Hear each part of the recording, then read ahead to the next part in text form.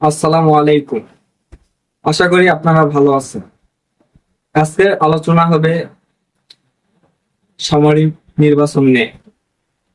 অন্তর্বর্তীকালীন সরকার গতকাল 5 আগস্ট জুলাই ঘোষণাপত্র প্রকাশ করছে। আবার সন্ধ্যাবেলা দেখলাম ভোট নিয়ে কথা বলছে।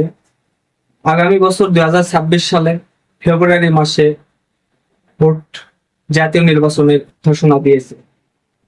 আমরা জানি এই অন্তর্বর্তীকালীন সরকার কিছুদিনের জন্য ক্ষমতায় আছে। এই ছাত্র জনতা তাদের ক্ষমতার চেয়ারে বসাইছে। তাদের উচিত অতি শীঘ্রই নির্বাচন দেওয়া।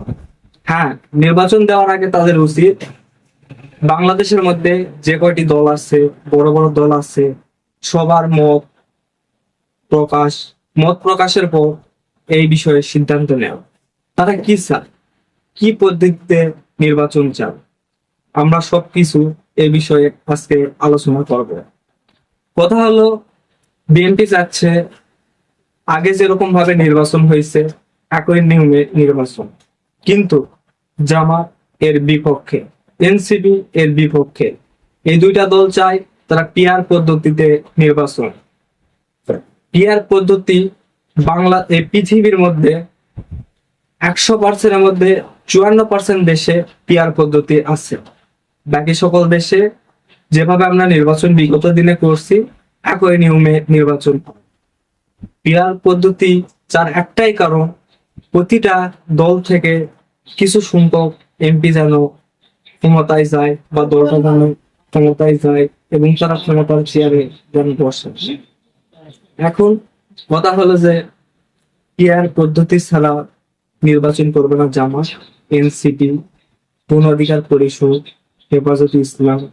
আবার দেখতেছি, গতকাল দেখলাম খবরে হেফাজতে ইসলামের আমির জামাতে ইসলামে কিছু কথা বলছে। জামাত জামাত যারা করে তারা নাকি।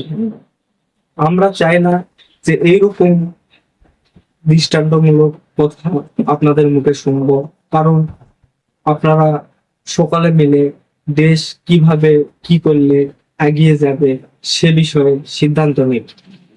আপনারা যদি একে উপরের উপর কাদা ছোড়াছুড়ি করেন তাহলে কোনোভাবে এই দেশকে এগিয়ে নিয়ে যাওয়া সম্ভব না।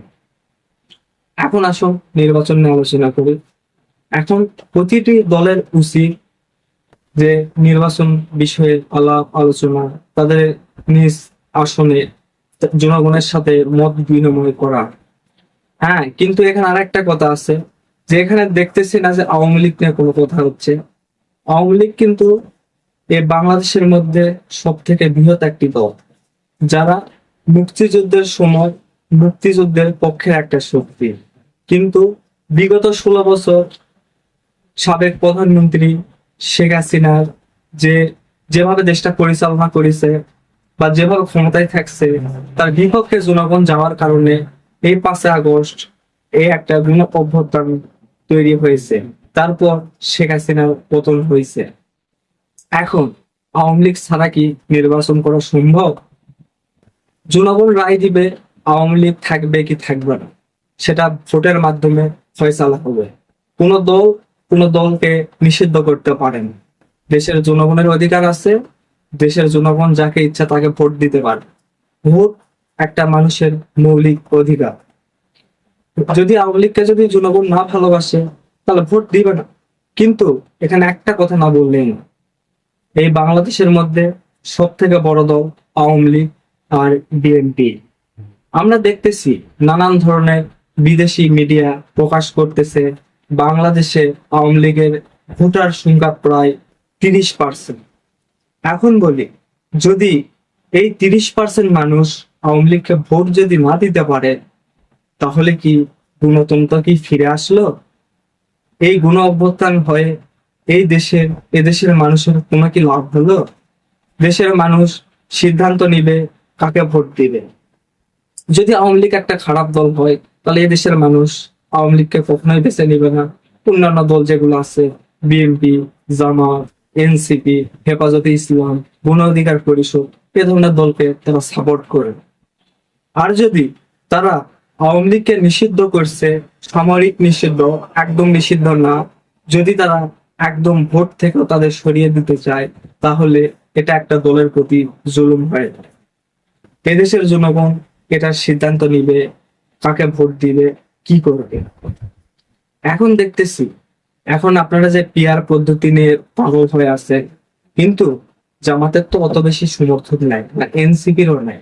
তারা চাচ্ছে, তারা যদি 15% ভোট পায়, জামাত যদি 15% ভোট পায়, তাদের 43টা এমপি সংসদে থাকবে। এনসিপি যদি 30% ভোট পায়, তাদের হলো 33-90টা এমপি সংসদে থাকবে। কিন্তু ভোট তো আমাদের মৌলিক অধিকার। আমরা তো একজন প্রার্থীকে সিলেক্ট করে তারপর তাকে ভোট দিব। যদি আমরা ভোট দেওয়ার পরে সে যদি পাস না করে, বা ওই আসনে কে এমপি হবে সেটা যদি সিলেক্ট যদি কেন্দ্রীয় থেকে যদি হয়, তাহলে তো এটা কোনো মানে হয় না। তাই আপনাদের কাছে একটা কথাই বলতে চাই, আপনারা যে সিদ্ধান্তই নেবেন, প্রতিটি দলের সঙ্গে ভালোভাবে মত বিনিময় সভা করবেন, তারপর সিদ্ধান্তে আগাবেন। এর পাশাপাশি আর একটা কথা বলি, বাংলাদেশ একটা স্বাধীন দেশ। এই যে জুলাই ঘোষণাপত্র প্রকাশ হলো, এই জুলাই ঘোষণাপত্রে নানান ধরনের নানান দিক তোলা হয়েছে। এখানে মুক্তিযুদ্ধ নিয়ে কথা বলা হয়েছে। এই বাংলাদেশের মা হলো মুক্তিযুদ্ধ। এই মুক্তিযুদ্ধ না হলে দেশটা স্বাধীন হতো না, বাংলাদেশের নাম বাংলাদেশ হতো না, আগের মতো পূর্ব পাকিস্তান থাকতো। কিন্তু এই যুদ্ধ, এই মুক্তিযুদ্ধের সাথে কি এই বাংলাদেশের 2024 সালে যে 5ই আগস্ট যে ঘটনা ঘটলো, এটার কি তুলনা করা যায়? 1971 সালে মুক্তিযুদ্ধে 30 লক্ষ মানুষ শহীদ হয়েছে, 2.5 লক্ষ মামুন ইজ্জত হারাইছে। তাদের সাথে কি এই 24-এর গণ অভ্যুত্থানের তুলনা করা যায়? কখনোই না। আমরা চাই এটাকে সামরিক মর্যাদা যেটা দেওয়া প্রয়োজন, সে অনুযায়ী আপনারা মর্যাদা দিবেন, কিন্তু মুক্তিযুদ্ধের সাথে তুলনা করবেন না। আবার দেখলাম ঢাকা বিশ্ববিদ্যালয় ক্যাম্পাসে রাজাকার যারা ছিল, রাজাকার আল বদরের যেগুলা বাহিনী ছিল, তাদের ছবি টাঙাইছে শিবির।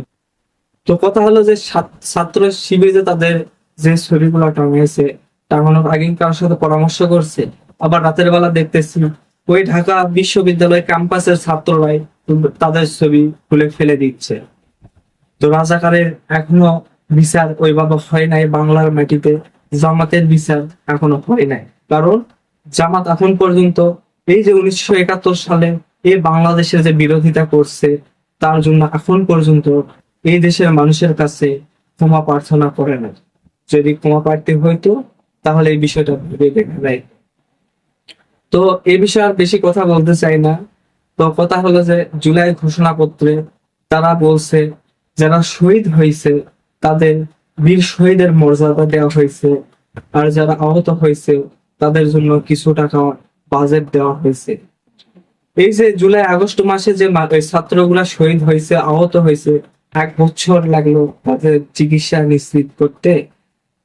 এই তাদের চিকিৎসা, তাদের পাশে দাঁড়ানোর জন্য এই অন্তর্বর্তীকালীন সরকারকে তারা সিলেক্ট করছে, কিন্তু তারা তাদের যে কারণ, যে আকাঙ্ক্ষা, যে আশা নিয়ে তাদের ক্ষমতায় বসাইছে, সেটা তারা পূরণ করতে পারে নাই। এটা হলো তাদের ব্যর্থতা।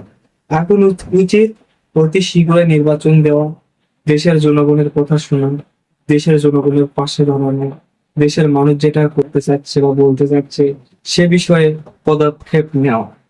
আমরা বিগত 1 বছরে কোন উন্নয়ন দেখি? আমরা দেখছি বিগত 16 বছর যে সরকার উন্নয়ন করে গেছে, তার নামগুলো চেঞ্জ করছে।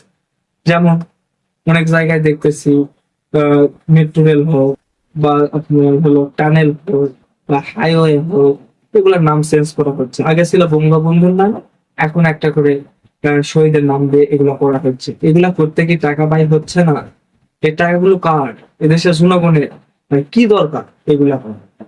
এই টাকাতে যদি দেশের একটা উন্নয়ন করতো, তাহলে দেশের মানুষের জন্য কতখানি উপকার হইতো। তো এই বিষয়ে আর কিছু বলতে চাচ্ছি না। তো আলোচনা অনেক বড় হয়ে গেল। আপনাদের ধন্যবাদ আমার পাশে থাকার জন্য। এই চ্যানেলটা অবশ্যই সাবস্ক্রাইব করে আমাদের পাশে থাকবেন। সকলকে আসসালামু আলাইকুম।